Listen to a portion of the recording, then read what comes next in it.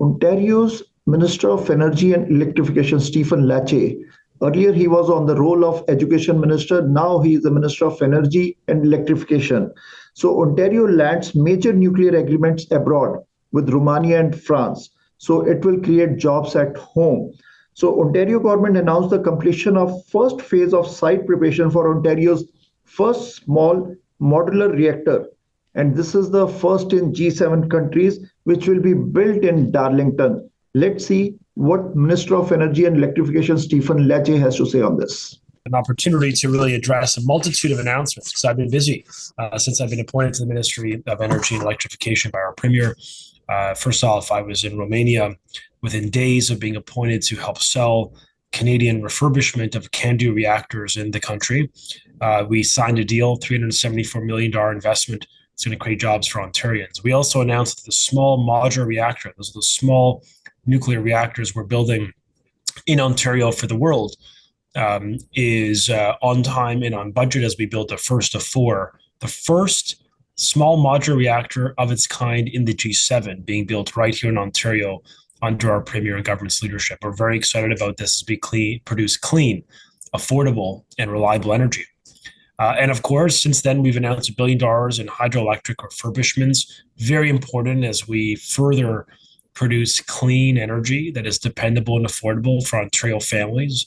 We invested in continuing to maintain and extend the life of those assets for another generation so that our kids and grandkids have access to clean energy.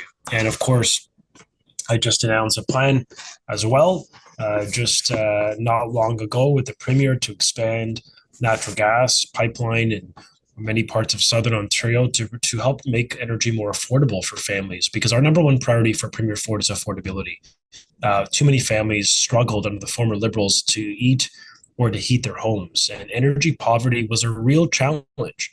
And our commitment is to never go back, to focus on affordable energy that allows our parents, our pensioners, our seniors, new Canadians, the necessities of power, not luxuries to drive your kids to school or to heat your home in the winter. So we are pragmatic, we are forward-looking, and we are committed to producing more energy for the people of Ontario. And that's why it's so important. We invest in nuclear and hydroelectric, and yes, in renewable energy too.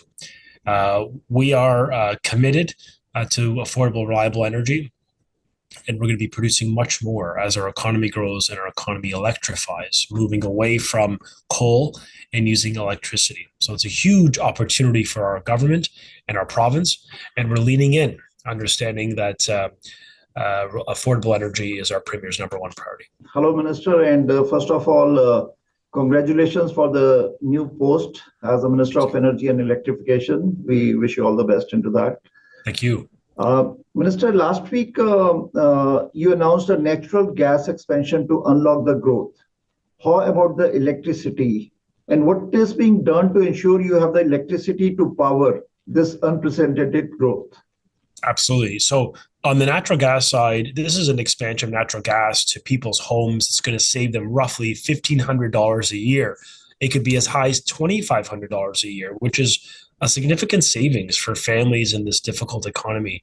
And that's why our Premier and I were there together to celebrate progress we're making to deliver affordable energy that families can rely on when they need it, on those coldest days of the winter and the hottest days of summer, that they have access to affordable energy. So we're very proud of that announcement, led by Enbridge, over $300 million pipeline they are investing in. That's going to help expand access to affordable energy and reliable energy, because natural gas is available when you need it. It's a turn switch. You turn it on and off. It's unlike some of the renewables where you can't harness it when you need it. This is peak. You could use it when you need it. And that's so important for families and farmers and seniors as well. When it comes to the future of energy, it's a really important question, because we are expecting at least a 60% increase in energy that's going to be forecasted between now and 2050. We need 60% more energy, conservatively 60%. So the question is, how do we get there? How do we produce that energy at the scale we need? We are investing in nuclear. We are refurbishing and extending the life of the Pickering nuclear plant. We are expanding and refurbishing the Bruce Pickering plant. And we are, of course, putting 4 small modular reactors at Darlington. This is a massive investment in our energy security to deliver emission-free, clean energy for Ontario families for another generation. That's going to add thousands of megawatts, the equivalent of literally producing enough energy for millions of homes in Ontario. We're also better improving and optimizing our hydroelectric fleet. We've invested $1 billion to renew the life of them, so another generation of Canadians could benefit from clean energy. So we're taking a focused approach on all the above. We need more renewables. We're going to need more nuclear. We're certainly going to need hydroelectric. And so we're investing today to produce reliable and affordable energy tomorrow. That's our Premier's commitment. We're not going to allow this to be a last minute thing like the former Liberals did, where they scrambled and it cost families that they paid the price. We're planning ahead, we're thinking ahead, and we're building for our future generations so that our children and our grandchildren have affordable energy too. Minister, Ontario signed the major nuclear deals abroad.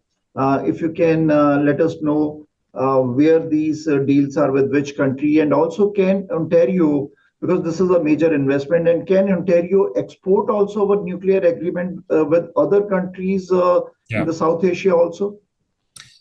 So small modular reactors are critical to our export vision.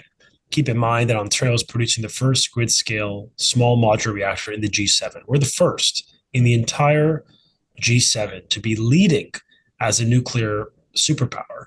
And so, yes, we are exporting this technology in the country, starting with New Brunswick and Saskatchewan, Alberta, have already put their hand up wanting small modular reactors in their provinces that benefit Ontarians and our jobs in this province.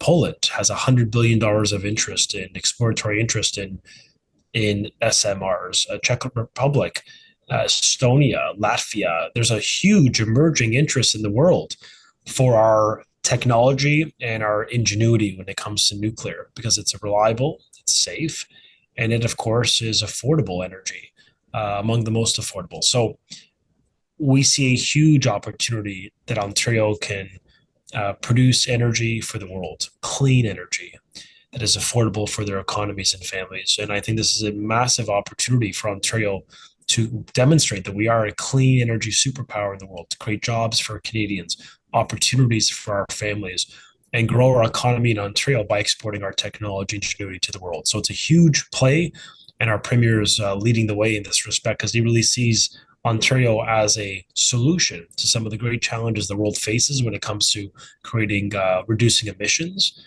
Many of these economies rely on coal. In the U.S., we have an agreement with Tennessee Valley, one of the largest utilities, to build SMRs there. Keep in mind, many U.S. states still have 20, 30, 50% coal energy. We have no coal in Ontario. The progressive conservative government in the early 2000s started the plan to decommission coal. Many U.S. economies still have coal. So we have an opportunity to go abroad and sell that as our value proposition. It's a clean, it's affordable, and it'll displace coal energy. The final thought is we can displace dependence on foreign regimes. Look at what happened in Russia and Ukraine, how the Russians used natural gas as a tool of war. Why are we depending on the countries and states that don't share our values and, frankly, undermine us from an economic and trade and national security perspective? So I want to lean in to our shared democratic values and work with nations who need our help. And the U.S., for example, is looking for clean energy. We have a solution for that.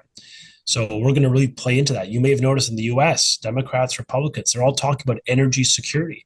It's a bipartisan reality. We need to demonstrate that we share their allies, and we will share our technology for the benefit of their economies and, of course, for the benefit of Canadian workers. Thank you. And that's why I was in Washington just last week to help sell Canadian technology to the world. I actually had a meeting with the assistant secretary of energy in the Biden administration, and there's a ton of interest. The world is literally watching Ontario. They want to understand how they can duplicate our leadership in producing clean energy that is affordable for families. So which was a challenging role, being a minister as an education or being minister as an energy? Because this is not a question just because that sector is also missing such a dynamic minister. Like now you move to minister, energy and electrification. Oh my goodness. Well, I should say Todd Smith is an amazing man. In addition to being a dear friend of mine, he has a big heart. He cares about our kids. His kids are in publicly funded schools, and he's a wonderful public servant. He's been in this for a good 10 plus years. He cares. He really does. He's a proud Canadian. He's done a ton of work on with children, with the military families. I think he's going to be an absolutely amazing Minister of Education. Uh, and look, I was there for 5 years. I was the longest run, longest serving for a generation. So I'm honored. I'm proud. I'm proud to have worked with all of you over those years. And there's lots of ups and downs, but as I've learned, it was the right time. It was the right time to move on. And look, I've got a ton of energy. You guys all know this, so I'm going to bring it to a ministry that's going to require, that type of focus. And I'm going to build upon the good work that Todd laid the groundwork for. But look, I have total confidence in him. He's going to do amazing things, and I think he has the same instinct about me. The fact that we went to Romania together, those right away, a couple of days after, it gave us an opportunity to transition. And in politics, it's like a turn switch. Cabinet shuffles are very inhumane. You get called, you get told, and like you just move. Your staff stay, and it can be very sad. But thankfully, we were together. We had an opportunity to learn from each other, share advice, and that really set us both up for success. So I'm telling you, Todd's going to be amazing. He's a beautiful, colorful, kind, affable man, and he's going to get a ton done. So have confidence in him. I have confidence in him. I want you to as well, Nitin.